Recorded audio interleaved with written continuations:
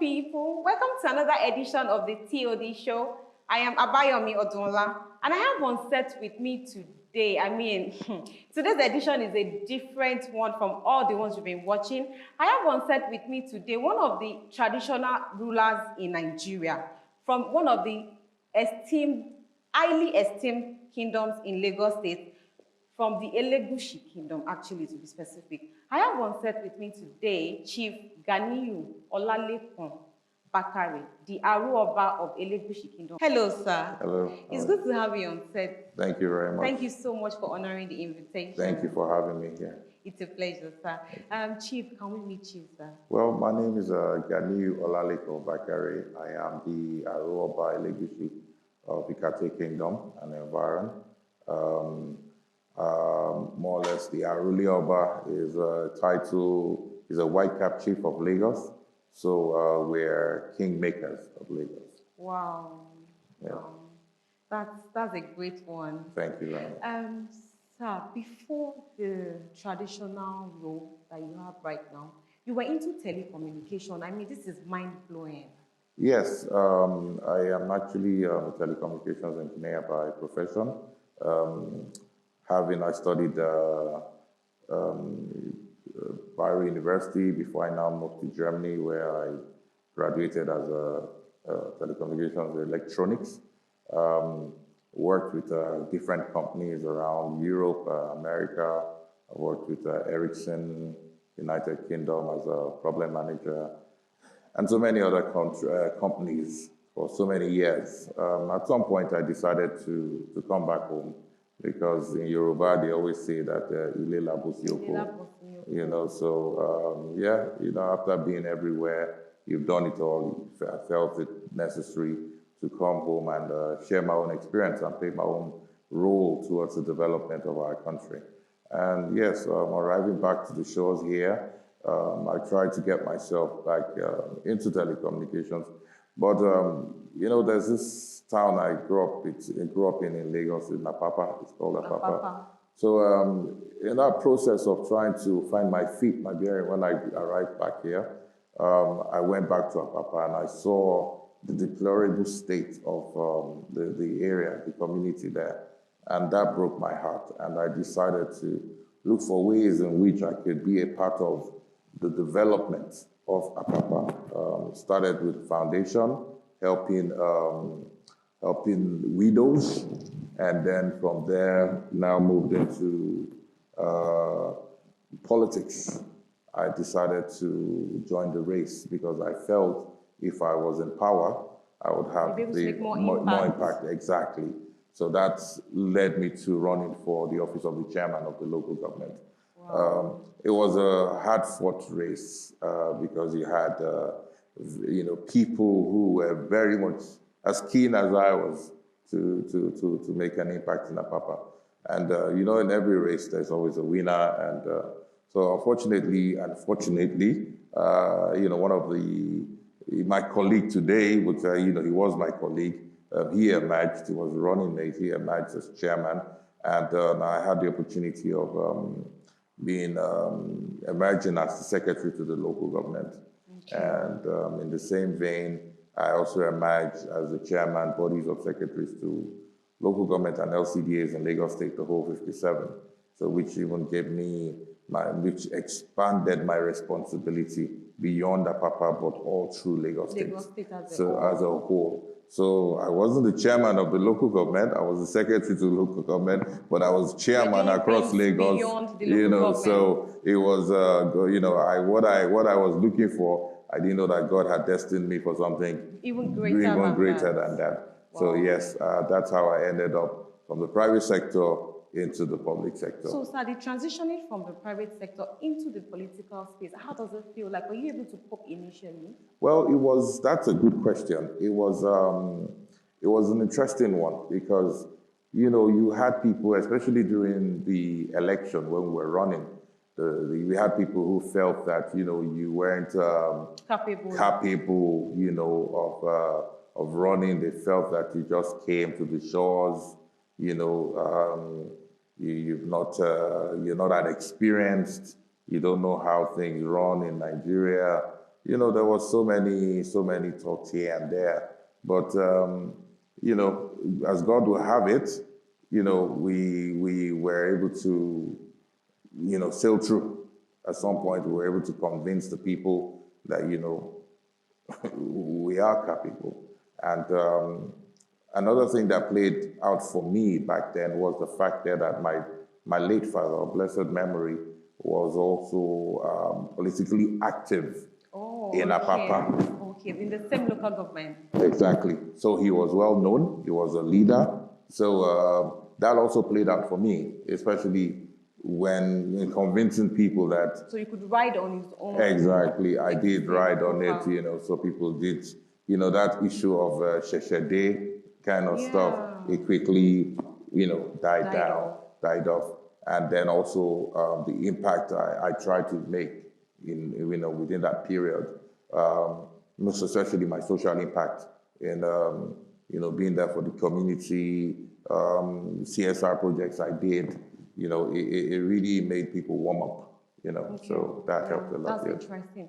Okay, so sir, currently as the Aro Oba of the Elegushi Kingdom, what can you tell people about the current developments in the Elegushi Kingdom currently? Well, I mean, before I get there, I will just tell you how I transitioned from the secretary to the local government to becoming the White Cap Chief of Lagos. Sure. Because, you know, just my first tenure as secretary, just before the end of the tenure, my late dad, who was the late Aro Of Ikate, he passed on. And His Royal Majesty, Oba Ademola Elegushi, you know, he deemed it very necessary and very important that, you know, I took charge of, you know, of the whole thing, you know, that I replaced him. I replaced my late dad, you know, as the Aro, because he looked towards, he thought about, you know, how the development and the future of the kingdom. And he needed someone who he shared same ideology with. And it was one of the reasons he you know, he made sure that I emerged as the Aro Oba leadership. So, and, you know, as a White Cap Chief of Lagos, you know, right now I'm unemployable again, because, you know, I can't say I'm submitting my CV for anyone again. Nobody will even employ you, sir. You know, we're royal fathers now, you know, so we have other important priorities, you know, first and foremost, in seeing that, you know, we speak truth and justice. We're seeing that, you know, the land, you know, the people are happy, the people, you know, they have a very, you know, good living conditions. You know, whatever we are like the government on the grassroots, let's put it that way. That's actually what you know, it is. Exactly, and we liaise with the state government, letting them know that, you know what, in our community or in this area of Lagos State, the people are not happy about this, they're concerned about this, the people are happy with what you've done here, or this is where you need to do more. So we liaise with them, we talk to them, and you know, whatever decisions we make, we pass it back to the community and saying, listen, don't worry, your voices have been heard, things are going to be well, your work is already in progress, and so on and so forth. So yes, that's one of the major roles of being a White Cap Chief. Apart from the traditional side, again, you know, obviously there's the family that you have to deal with. There's tradition, which you have to, you know, hold because we're custodian of the tradition as well, you know. And there's also, you know, the development side of things where you have to see to it that, you know. So currently, sir, what are the developments in the Ikate Kingdom that should I say the residents or the indigenes of that place are benefiting from? Well, I mean, if you know, if you, in collaboration with the state government, if you've been here in Lekki about, you know, 5, 6, no, what, 10, 20 years ago, I mean, it speaks for itself. Yes, you know, it's so obvious. It's very obvious. You know, at some point, you know, we did not have the toll gate there. It was just one lane go, one lane come. You know, at some point, there was a particular time when, you know, we were still growing up. After Morocco, you didn't see anything again until you got to areas like Jakonde. back then, there used to be a show where every year, the Lekki Sun Splash. It used to be held at Jakonde. Wow. Yes. In fact, when you get to Jakonde, you now have to drive in, took you like another maybe 20, 30 minutes to get to the waterfront. Yeah. So, that was where Lekki Sun Splash used to hold. It was a very big annual event. Yes. So the road was just bush, left and right. It was just one lane go, no lights. All the buildings we have here, nothing. If somebody was here in the 90s and traveled out and came now, person would have a shock. So development from then. Over the years. Something that has been in the state government and the ruling home, the royal homes. So it's something that we have always emphasized, we have always taken as priority, as key. If you look at the Ikate Kingdom is one of the fastest growing real estate corridor in I think in West Africa, if I should say. Not just in Lagos. Not just in Lagos, it's one of the fastest growing. We also have, tourist areas, the Nikkei Art Galleries there. We have the Elegushi Beach there. We also have plans on the other side where the lagoon front is. There are many other kind of recreational coming there. So these are all part of the development that is coming to Ikate that has been happening, and there's still more. I would say in collaboration with the state government because they also have their plans for better Lagos, for a greater Lagos. And we share in this vision as well. Okay. We already have the regional road that the state government is doing, passing through Ikate from the Freedom Way all the way going down to behind all the way to VGC. Wow. Yeah, so it's all going there. So you don't have to take the middle street alone. Now, if you like an alternative road, and at some point there's going to be the coastal road as well that is coming as well. So these are part of the development that we at the Royal Home are making sure that all the residents and indigenes of Ikate be able to benefit. It's growing big. There's security as well is something we're working on. I mean, Ikate is safe. I have to be. It's not us, it's God. But we have measures in place in making sure that every resident, the place is safe for all the residents. We're also infrastructure as well. We're open to it. We're working hand in hand. In the last one, recently, a couple of months back, the Google cable landing, the Equiano cable, it came in all the way from Portugal. We made land available for Google. They've landed the cable to provide better internet services all over Nigeria. That's incredible. Yeah. So, Google is in Ikate.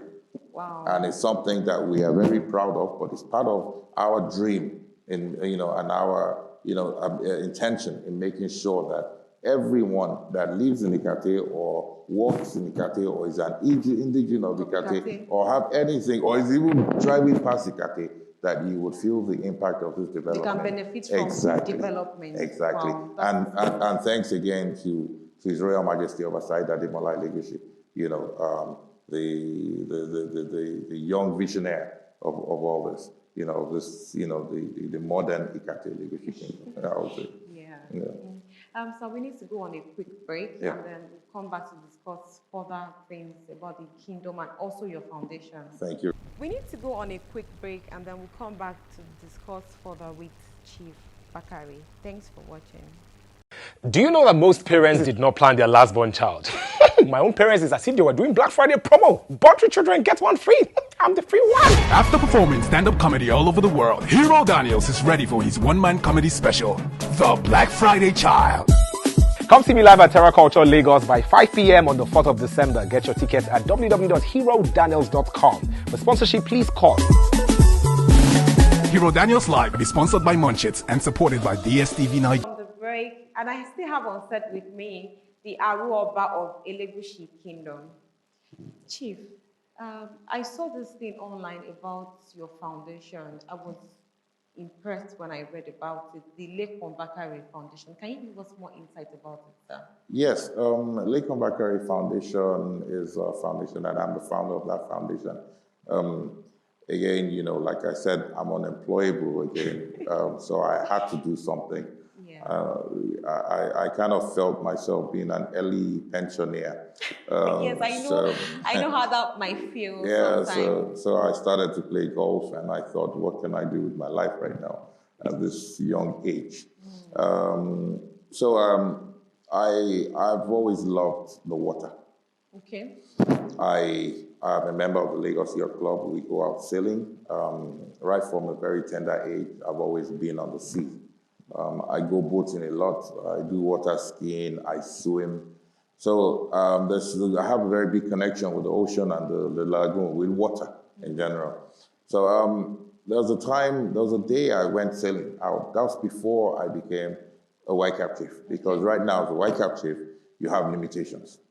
You know, you see me the way I'm dressed right now, but there are also times you probably will see me, you wouldn't know it's me, because I won't be dressed like this.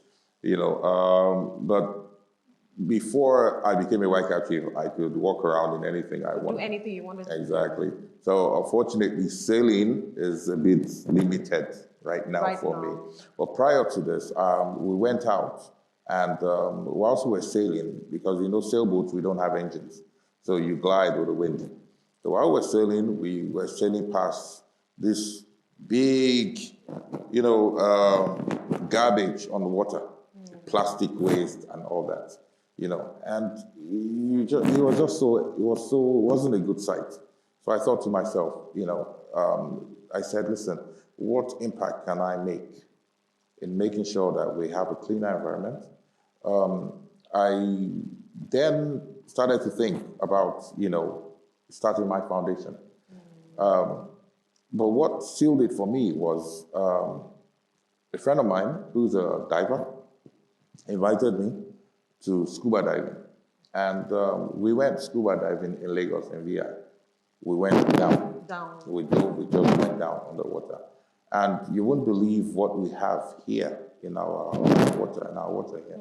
By Bonica Federal Palace, there were sharks. Sharks, really? Yeah, I have the video. Lots of sharks.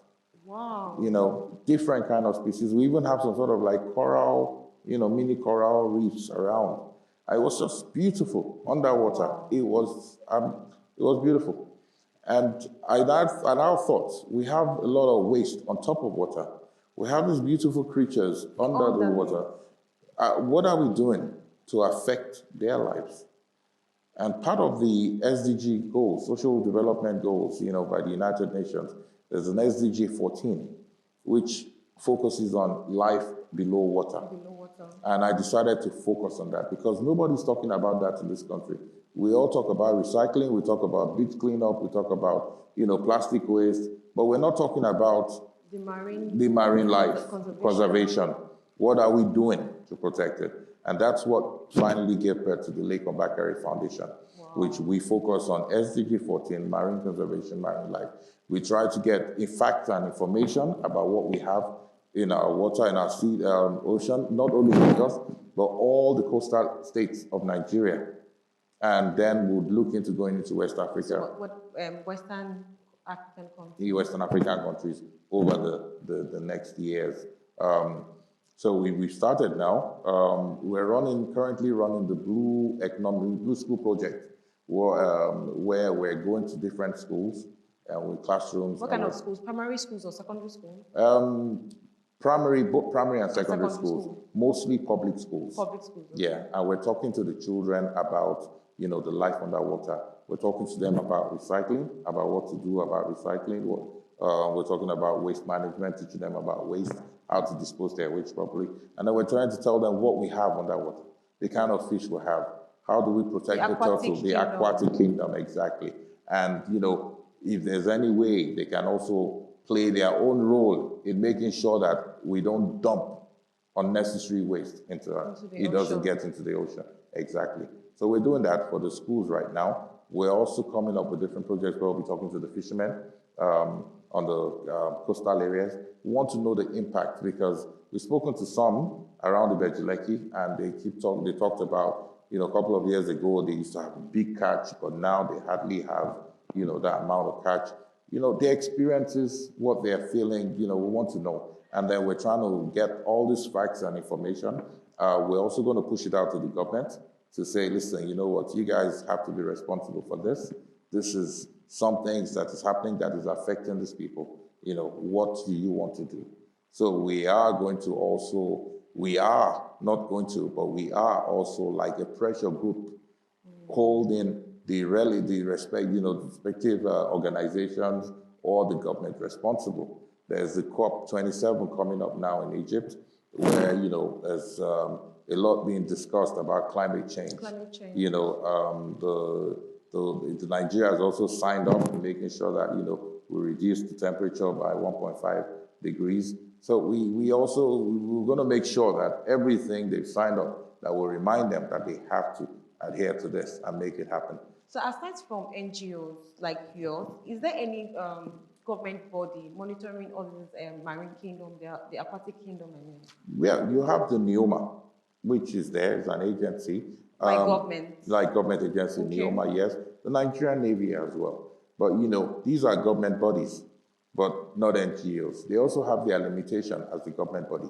But as an NGO, we are closer to the people. We're closer to the people, and we can, hold them accountable. We can go a bit further than they can do, So that's, and we're also, letting the world know that we also have this beautiful aquatic life. People fly all the way to Egypt and the Caribbean to scuba dive. You can also do that here.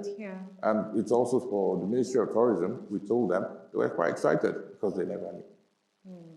Chief, what do you think about the current state of tourism in Nigeria? Well, it's not tapped.